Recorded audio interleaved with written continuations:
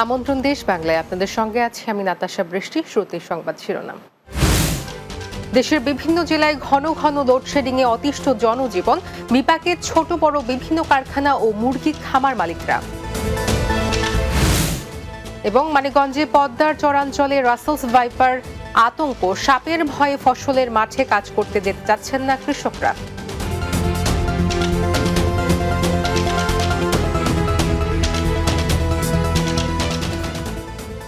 শুনছিলেন শিরোনাম, এবারে বিস্তারিত। জয়পুরহাটে ঘন ঘন লোডশেডিং এ জনজীবন অতিষ্ঠ। এতে সবচেয়ে বিপাকে পড়েছেন ছোট বড় বিভিন্ন কারখানা ও ব্যাটারি চালিত রিক্সা, অটোরিকশা ও ভ্যানের নিম্ন আয়ের মানুষ।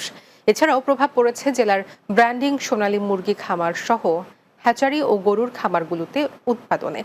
গ্রামাঞ্চল সহ বিদ্যুতের প্রভাব পড়েছে জেলার সব স্থানে।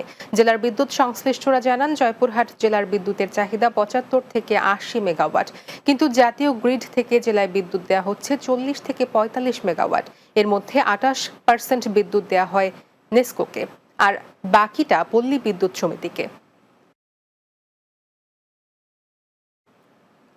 সিলেটে ছাত্র জনতার মৈত্রী সফর উপলক্ষে মতবিনিময় সভা অনুষ্ঠিত হয়েছে। সিলেট জেলা শিল্পকলা একাডেমি মিলনায়তনে অনুষ্ঠানের আয়োজন করা হয়। এতে উপস্থিত ছিলেন বৈষম্য বিরোধী ছাত্র আন্দোলনের কেন্দ্রীয় অন্যতম সমন্বয়ক হাসিব আল ইসলাম। এ সময় উপস্থিত ছিলেন জেলার সকল সমন্বয়ক ও বিভিন্ন শিক্ষা প্রতিষ্ঠানের শিক্ষার্থীরা। সভায় সমন্বয়করা সাবেক প্রধানমন্ত্রী শেখ হাসিনাকে দেশে ফিরিয়ে এনে বিচারের দাবি জানান।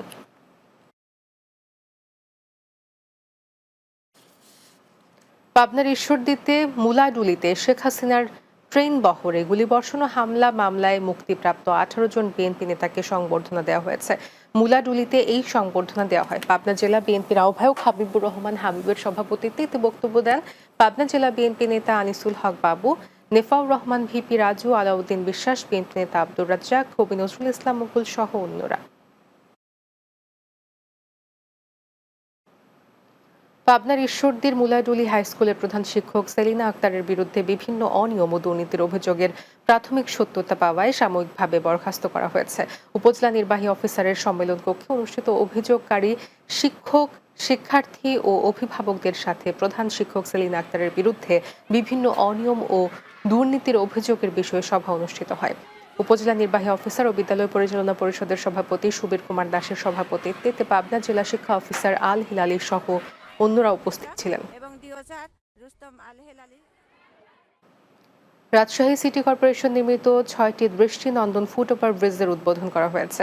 নগরের লক্ষ্মীপুর মিন্টু চত্বর ও new government degree college gate সংলগ্ন দুটি ফুটওভার ব্রিজের উদ্বোধন করেন রাজশাহী বিভাগীয় কমিশনার ডক্টর দেওয়ান মোহাম্মদ হুমায়ুন কবির। এ সময় রাসিকের সচিব মোবারক হোসেন ভারপ্রাপ্ত তত্ত্বাবধায়ক প্রকৌশলী আহমেদ আল মঈন পরাগ, নির্বাহী প্রকৌশলী মাহমুদুর রহমান সহ অনেকে উপস্থিত ছিলেন। মানিকগঞ্জের হরিরামপুর উপজেলার পদ্মার তীরবর্তী চরাঞ্চলের বাসিন্দাদের রাসেলস ভাইপার আতঙ্কে দিন কাটছে। সাপে কামড়ানোর ভয়ে ফসলের মাঠে কাজ করতে যেতে চাইছেন না কৃষকরা। এদিকে সাপে কামড়ালে ঝাড়ফুঁক না করে দ্রুত হাসপাতালে যাওয়ার পরামর্শ দিচ্ছেন স্বাস্থ্যকর্মীরা। মানিকগঞ্জ প্রতিনিধি ওহিদুর রহমান রানার প্রতিবেদন, জানাবেন সুরাইয়া সীমা। মানিকগঞ্জ হরিরামপুর উপজেলার চরাঞ্চলে বিষধর সাপ রাসেলস ভাইপারের উপদ্রব বেড়েই চলেছে।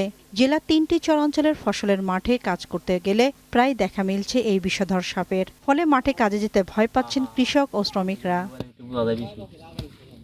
পদ্মার তীর সংলগ্ন লেছড়াগঞ্জ, আজিমনগর ও কাঞ্চনপুর ইউনিয়নের বিভিন্ন ফসলি ক্ষেতের স্যাঁতস্যাঁতে স্থানে এই সাপের বেশি দেখা মেলে।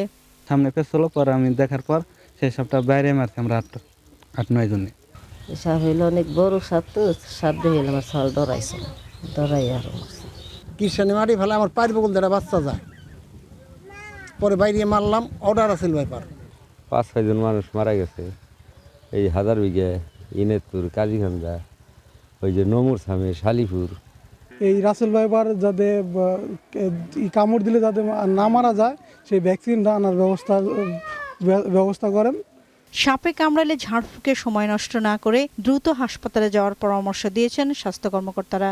এখানে সেখানে ডিলে করে এবং হাসপাতালে নিয়ে আসতে অনেক দেরি হয়ে যায়, যার ফলে দেখা যায় যে অনেক রোগী পথে মৃত্যুবরণ করে বা আমরা হাসপাতালে নিয়ে আসলে কিন্তু অনেক সময় চিকিৎসার সুযোগ পাই না।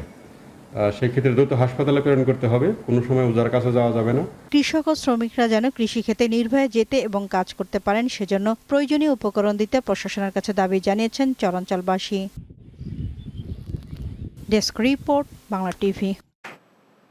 ব্রাহ্মণবাড়িয়ার বাঞ্ছারামপুরের ফরদাবাদ আদর্শ উচ্চ বিদ্যালয়ের প্রধান শিক্ষক ফারুক মিয়ার অনিয়ম দুর্নীতির অভিযোগে অপসারণের দাবিতে বিক্ষোভ ও অবস্থান কর্মসূচি করেছে শিক্ষার্থীরা। বুধবার উপজেলা পরিষদের সামনে বিক্ষোভ কর্মসূচি পালন করে বিদ্যালয়ের বিভিন্ন শ্রেণীর শিক্ষার্থীরা। বিদ্যালয় চালু থাকা সত্ত্বেও প্রধান শিক্ষক বিদ্যালয়ে অনুপস্থিত থাকায় ক্লাস বর্জনের সিদ্ধান্ত নেয় শিক্ষার্থীরা। পরে উপজেলা নির্বাহী কর্মকর্তা বরাবর প্রধান শিক্ষক ফারুক মিয়ার বিরুদ্ধে ৬৮ জন শিক্ষার্থীর স্বাক্ষর সহ এলাকাবাসী ও শিক্ষার্থীদের পক্ষে মুজিবুর রহমান নামের এক ব্যক্তি একটি অভিযোগপত্র প্রদান করেন।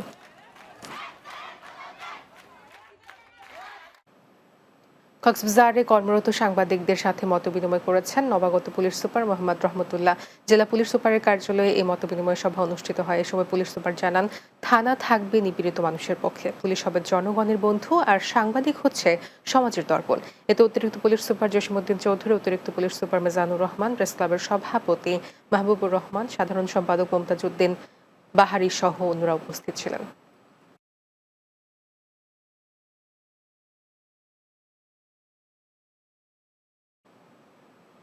দেশ বাংলা নিচ্ছি বিরতি, ফিরে এসে অন্যান্য সংবাদের সঙ্গে আলোচনা থাকছে। দিনাজপুরের হিলিতে ফ্যামিলি কার্ডে সুলভ মূল্যে টিসিবির পণ্য বিক্রয় শুরু। কম মূল্যে খাদ্য সামগ্রী পেয়ে খুশি নিম্ন আয়ের মানুষ।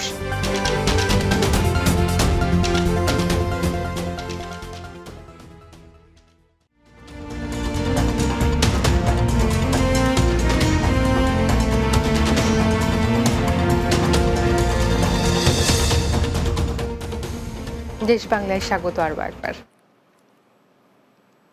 দিনাজপুরের হিলিতে নিম্ন আয়ের মানুষের জন্য ফ্যামিলি কার্ডের মাধ্যমে সুলভ মূল্যে টিসিবির পণ্য বিক্রয় কার্যক্রম শুরু হয়েছে। হাকিমপুর সরকারি ডিগ্রি কলেজ চত্বরে টিসিবির পণ্য বিক্রি কার্যক্রমের উদ্বোধন করেন উপজেলা সহকারী কমিশনার ভূমি ও পৌর প্রশাসক লায়লা ইয়াসমিন। এ সময় উপজেলা মৎস্য কর্মকর্তা কামাল হোসেন, টিসিবির ডিলার আলমগীর হোসেন সহ অন্যরা উপস্থিত ছিলেন। কম মূল্যে তেল, ডাল ও চাল পেয়ে দারুণ খুশি নিম্ন আয়ের মানুষজন। চাঁপাইনবাবগঞ্জে সাংবাদিকদের সাথে মতবিনিময় সভা করেছেন নবাগত পুলিশ সুপার মোহাম্মদ রেজাউল করিম। জেলা পুলিশ সুপার কার্যালয়ের সম্মেলন কক্ষে মতবিনিময় সভা অনুষ্ঠিত হয়। সময় পুলিশ সুপার রেজাউল করিম জেলায় চাঁদাবাজি বন্ধ, মাদকের বিস্তার রোধে সাংবাদিকদের সহযোগিতা কামনা করেন। এছাড়া আইন শৃঙ্খলা পরিস্থিতি ঠিক রাখতে জেলায় কর্মরত পুলিশ সদস্যদের নির্দেশ দেন তিনি। বর্তমান প্রেক্ষাপটে জামালপুরের সর্বস্তরের উলামায়ে কেরামদের দায়িত্ব ও কর্তব্য বিষয়ক মতবিনিময় সভা অনুষ্ঠিত হয়েছে। জামালপুর কাঁচারি মডেল মসজিদ মিলনায়তনে এই সভার আয়োজন করা হয়। এতে বক্তব্য রাখেন মাওলানা আবুল কাশেম, মাওলানা মাহবুবুর রহমান, মাওলানা মিরাজুল রহমান, মাওলানা শহীদুল্লাহ সহ আরও অনেকে। পরে দেশ ও জাতির মঙ্গল কামনায় বিশেষ মোনাজাত পরিচালনা করা হয়। শিল্পাঞ্চল আশুলিয়ায় 2 সাংবাদিক মারধরের শিকার হয়েছেন। আহত 2 সাংবাদিক হলেন আর-টিভির আশুলিয়া প্রতিনিধি এইচ.এম. সৌরভ ও 52 টিভির আশুলিয়া প্রতিনিধি রমজান আলী। আশুলিয়ার জিরানি ওয়াবদা এলাকায় সংবাদ সংগ্রহ করতে গেলে 2 সাংবাদিকের ওপর অতর্কিত হামলা চালায় স্থানীয় সন্ত্রাসীরা। আহত অবস্থায় 2 সাংবাদিককে উদ্ধার করে হাসপাতালে ভর্তি করেন স্থানীয়রা। ঘটনাস্থল পরিদর্শন করেছেন র্যাব, পুলিশ ও যৌথ বাহিনীর সদস্যরা। রংপুরে কোটা সংস্কার ও সরকার পতনের আন্দোলনের সময় পুলিশের গুলিতে নিহত ফল ব্যবসায়ী মিরাজুল ইসলামের মরদেহ 54 দিন পর কবর থেকে ওঠানো হয়েছে। মামলার সুষ্ঠু তদন্তের ক্ষেত্রে আদালতের নির্দেশে নিউ জুম্মাপাড়া কবরস্থান থেকে মরদেহ ওঠানো হয়। পরে ময়নাতদন্তের জন্য রংপুর মেডিকেল কলেজ হাসপাতালের মর্গে পাঠানো হয়। সেখানে জেলা প্রশাসনের পক্ষ থেকে নির্বাহী ম্যাজিস্ট্রেট হিসেবে উপস্থিত ছিলেন মাহমুদুল ইসলাম। নিহত মিরাজুল ইসলাম রংপুর নগরীর জুম্মাপাড়া এলাকার মৃত শামসুল হকের ছেলে। মুন্সিগঞ্জে সাংবাদিকদের সাথে মতবিনিময় সভা করেছেন জেলার নবনিযুক্ত পুলিশ সুপার মোহাম্মদ শামসুল আলম সরকার। পুলিশ সুপার কার্যালয়ে অনুষ্ঠিত মতবিনিময় সভায় সমসাময়িক বিভিন্ন বিষয় তুলে ধরে বক্তব্য রাখেন জেলায় কর্মরত সাংবাদিকরা। এ সময় পুলিশ ও আইন শৃঙ্খলা বাহিনীর পাশে থেকে সার্বিক সহযোগিতার জন্য সাংবাদিকদের আহ্বান জানান পুলিশ সুপার। সভায় উপস্থিত ছিলেন সদর সার্কেলের অতিরিক্ত police super thunder Khairul Hasan সহ অন্যান্যরা। বরিশালে বৈষম্য বিরোধী ছাত্র আন্দোলন চলাকালে সরকারি বরিশাল কলেজের শিক্ষার্থীদের ওপর হামলার বিচার ও শাস্তির দাবিতে মানববন্ধন অনুষ্ঠিত হয়েছে। নগরের সরকারি বরিশাল কলেজের সামনে সাধারণ শিক্ষার্থীদের ব্যানারে মানববন্ধন করে শিক্ষার্থীরা। এ সময় তারা অভিযোগ করে বলেন, বৈষম্য বিরোধী ছাত্র আন্দোলন চলাকালে গত ৩ আগস্ট ছাত্রলীগ নেতা সৌরভ ও ইমরানের নেতৃত্বে শিক্ষার্থীদের ওপর অতর্কিত হামলা চালানো হয়। তারা হামলাকারীদের দ্রুত বিচার ও শাস্তির দাবি জানান। সাওয়াব বাংলাদেশ উদ্যোগে ও সুরক্ষা সিটির সহযোগিতায় কুমিল্লার লাকসাম মনোহরগঞ্জ উপজেলায় বন্যা কবলিত বিভিন্ন এলাকায় জরুরি ত্রাণ ও আর্থিক সহায়তা দেওয়া হয়েছে। লাকসাম পাইলট হাই স্কুল মাঠে বানভাসী ক্ষতিগ্রস্ত 400 পরিবারের মাঝে ফুড প্যাক ও রান্না করা খাবার বিতরণ করা হয়। অনুষ্ঠানে প্রধান অতিথি ছিলেন নাকাশ দরবার শরীফ কমপ্লেক্সের সভাপতি মাওলানা মোশতাক ফয়েজি। গাজীপুরের কালীগঞ্জে প্রতিবন্ধী ব্যক্তিদের অধিকার ও সমাজে অন্তর্ভুক্তি বিষয়ক মতবিনিময় সভা অনুষ্ঠিত হয়েছে। উপজেলা অডিটোরিয়ামে মতবিনিময় সভা অনুষ্ঠিত হয়। সভায় প্রধান অতিথি ছিলেন উপজেলা নির্বাহী অফিসার SM ইমাম রাজি টুলু। প্রকল্পের কর্মসূচি কর্মকর্তা ফরিদ আহমদ খানের সভাপতিত্বে বক্তব্য রাখেন উপজেলা স্বাস্থ্য পরিবার পরিকল্পনা অফিসার SM মঞ্জুর এলাহি, উপজেলা সমাজসেবা অফিসার শাহাদাত হোসেন সহ অন্যরা। পরে SDDB প্রকল্পের পক্ষ থেকে 23 জন প্রতিবন্ধী শিক্ষার্থীর মাঝে শিক্ষা সহায়তা তুলে দেওয়া হয়।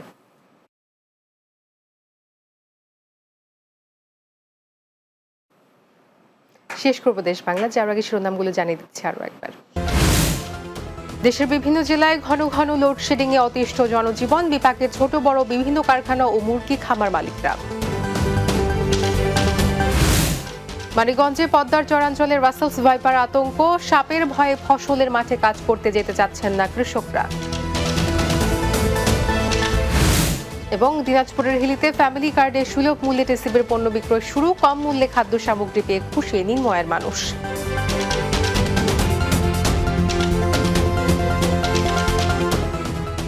এই ছিল দেশ বাংলা। আমাদের পরবর্তী সংবাদ বিকেল 4:30 দিনের বাংলা দেখার আমন্ত্রণ রইল। এতক্ষণ সঙ্গে থাকার জন্য ধন্যবাদ সবাইকে।